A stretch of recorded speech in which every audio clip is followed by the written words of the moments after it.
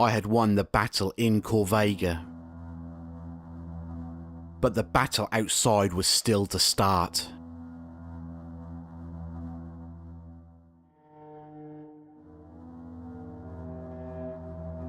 The building's exterior was crawling with the last members of the raider gang. They had obviously been alerted by all the noise coming from inside.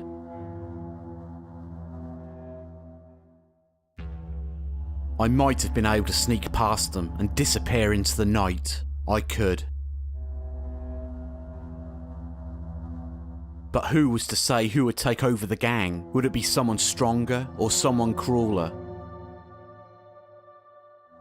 I wanted to make sure none of them would survive the night and go on to rebuild the gang. I was now judge, jury, and executioner.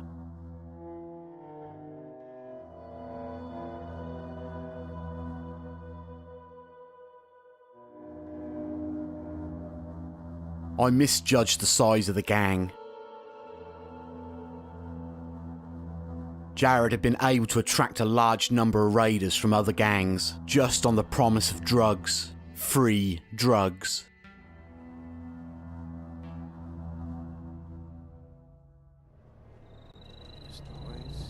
The raiders here did not only have numbers on their side, but they were probably so high they felt no pain or fear.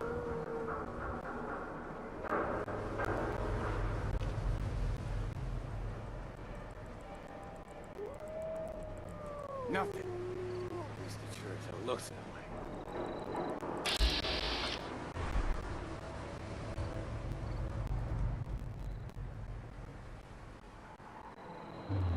I was spotted. A sniper alerted the others to my presence. I was stupid. I should not have been caught like that. I ran for cover, but of only 2 ways in and out, I was trapped.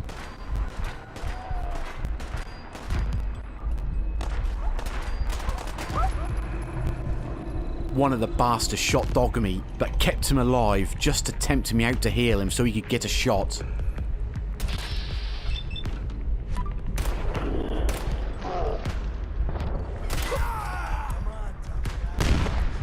I did want to get to Dogmeat, but I had to make sure I would survive long enough to be any use to him.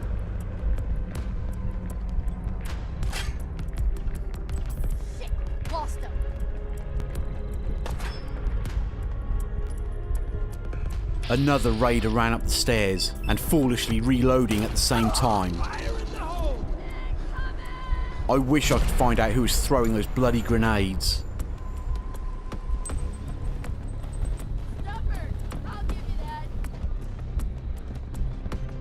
I could hear more of them moving up the stairs. I took a peek around the corner. I was being swarmed. I had to put them all down and do it fast. As I backed away, they all followed me. I was in a bad situation.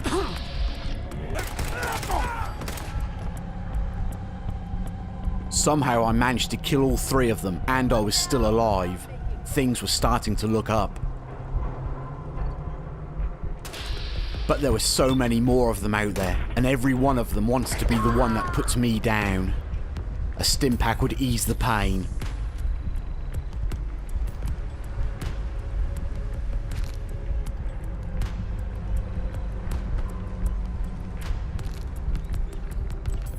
I could still hear Dogmeat. Good, he was still alive. But I was unable to get to him still, until they stopped looking for me at the very least. Something else made me stop in my tracks. I was standing in a pile of dead raiders, who would all soon become zombies. And they had already started turning.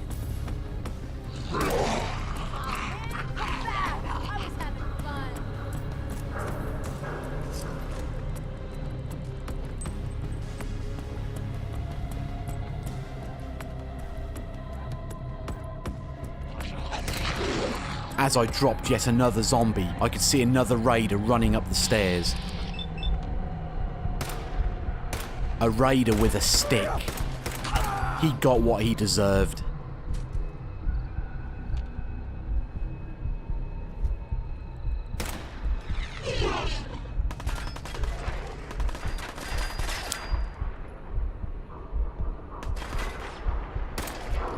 I was trapped, someone had the windows covered, and the zombies and raiders were blocking the exits. Things were desperate.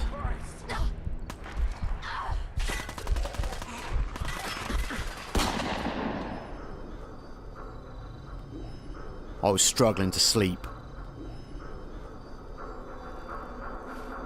And I needed sleep so bad.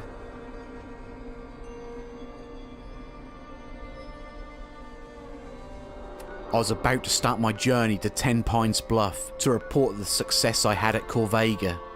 There was a railway line that ran between here and there. That should be the fastest route.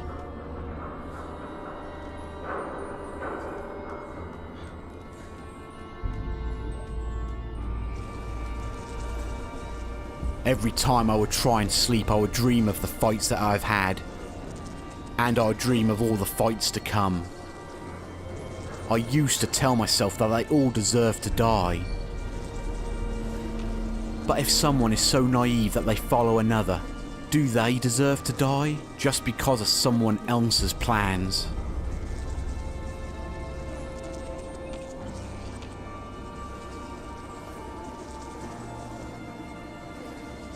I fought in the army in the old world. Then it was simple, but now it is also very different. The lines between right and wrong are all blurred. If someone is fighting to survive just like me, do they deserve to die instead of me? Survival of the strongest, and I will keep going until I find someone stronger. But then again, I have come across so many who have thought that they are stronger than me. And I'm still here.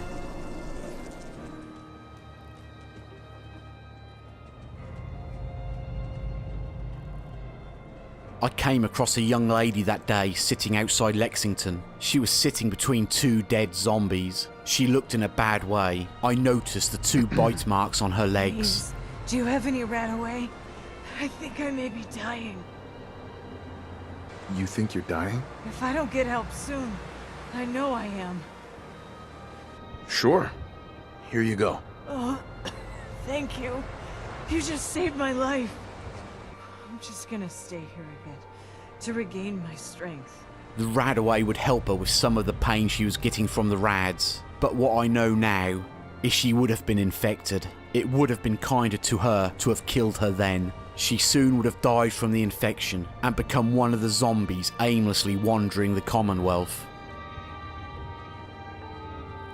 I found the railway line. It looked in bad condition, but all I needed to do was follow it.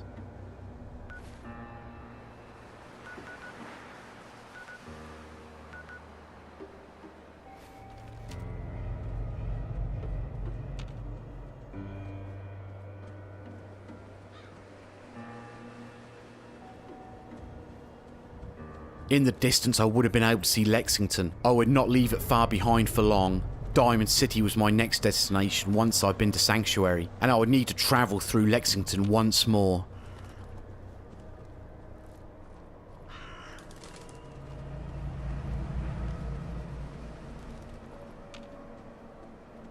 On the other side of the road was the Starlight Drive-In. I had not been there since before I met Nora. Me and my friends would take the local girls to see the latest films. That seemed more than a lifetime ago. That seemed like a life before a life.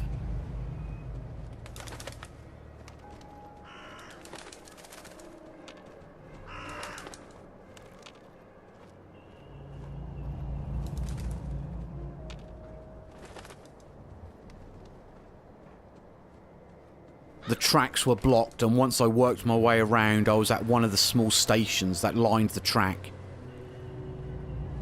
Only this station was no longer empty.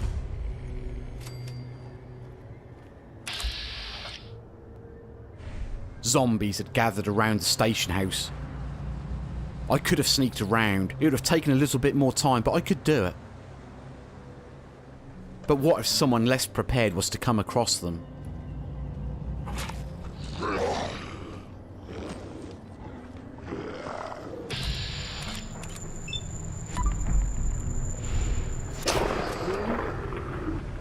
I don't know if it was because of guilt from ending so many lives the night before, but I decided I would clear the station in case someone less prepared came across them.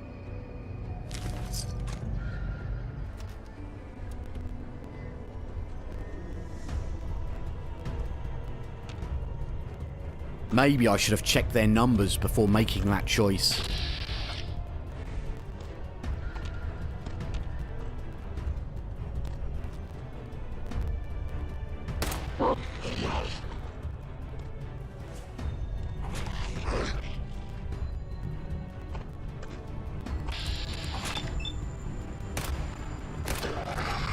But my aim was still true. And if anything, it was improving. I was always good with the handgun. But maybe the need to survive was making my aim even better.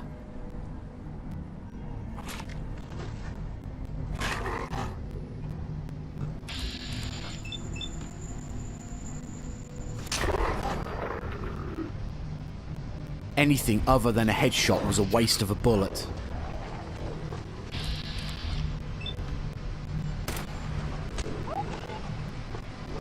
Which meant I was needed to get close to guarantee a headshot.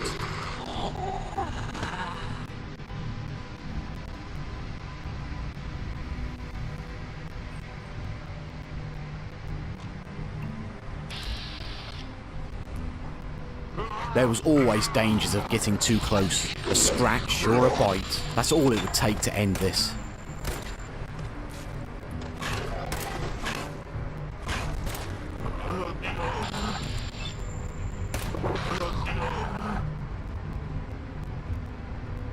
I was able to cut my way through them, slowly. But there were so many of them. And sneaking round was starting to look like a good idea.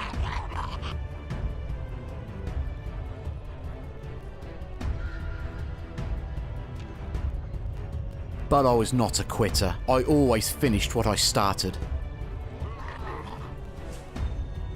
And I would finish this no matter what the cost.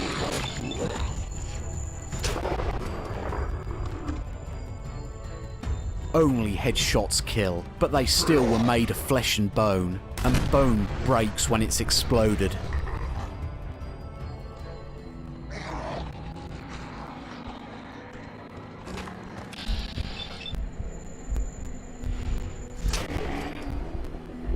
The last few of them were stumbling towards me.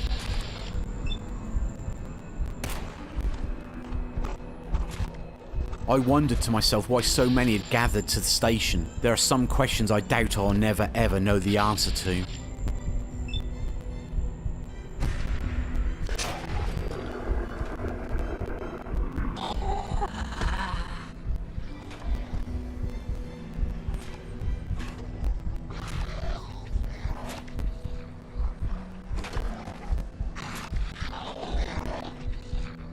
Two more zombies, easy picking with their legs blown off.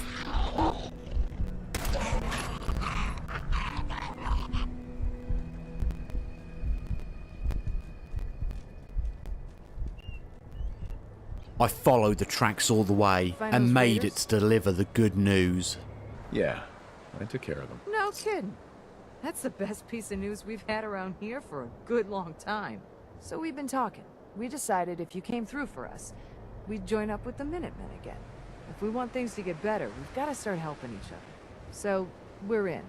You can count on us if you need help down the line. Thanks again, friend. I don't know what it is, but I just can't seem to get going today.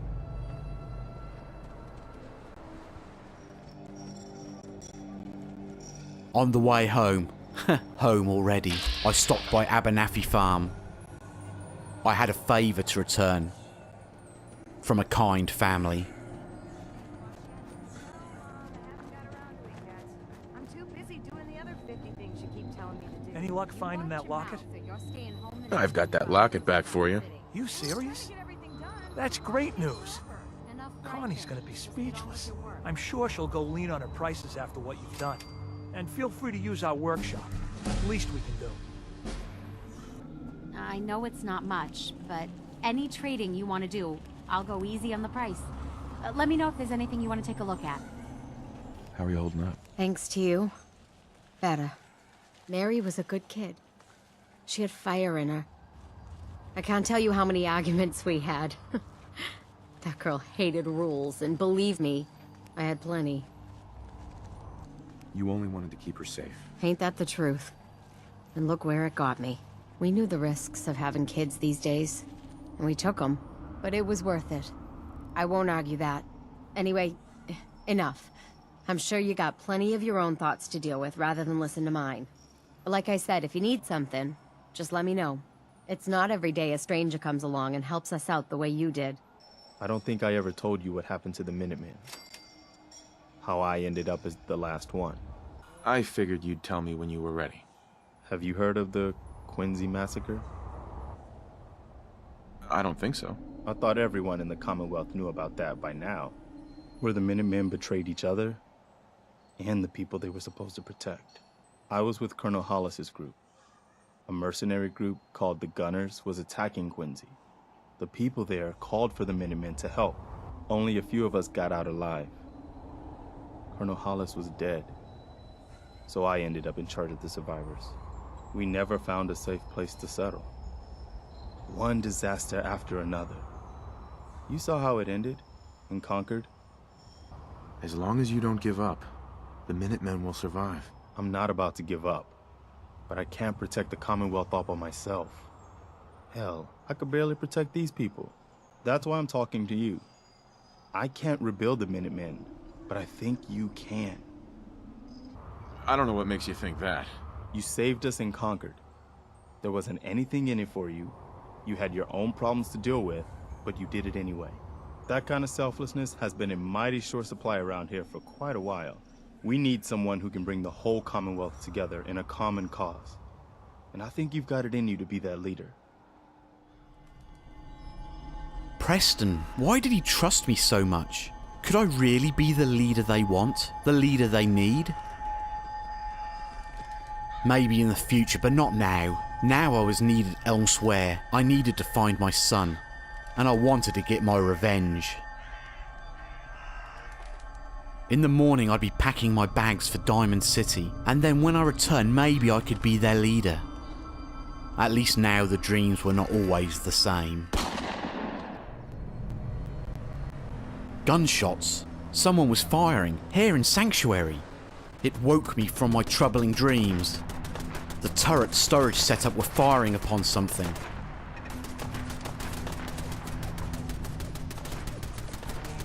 Zombies, here. Not one of those bastards could be allowed to get in. I moved out. The turrets were good, but not accurate enough for headshots.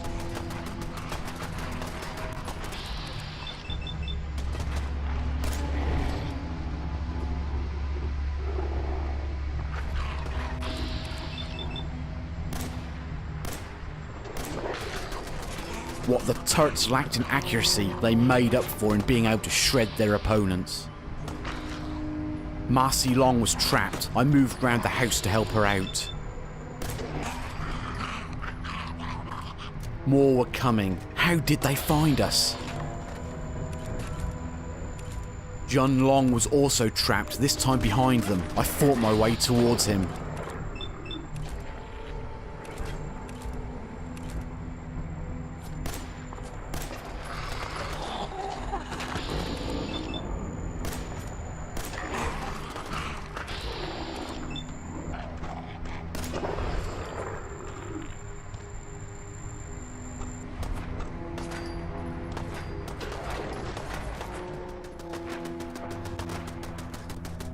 At the same time, we were also being attacked from the other side. How could I leave my friends now? They needed me to help them fight off enemies like this. They needed me to help them survive. But then they showed me. They showed me what they could do when they band together. This was not a helpless group of survivors anymore.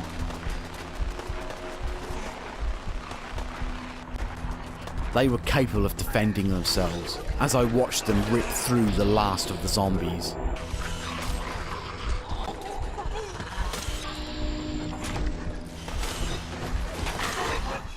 They would be just fine until I return, until I find my son. When I return, maybe I could be the leader they need. Thank you all for listening to my tale of what happened after the fallout, and how we all plan to survive the horror of the new world. Please like if you did, subscribe to never miss a video, and comment below or on Facebook or Twitter with all the links below. I'm Shaun, Insane in the Game. This was Fallout 4, and I hope to see you all next time in the safe zone.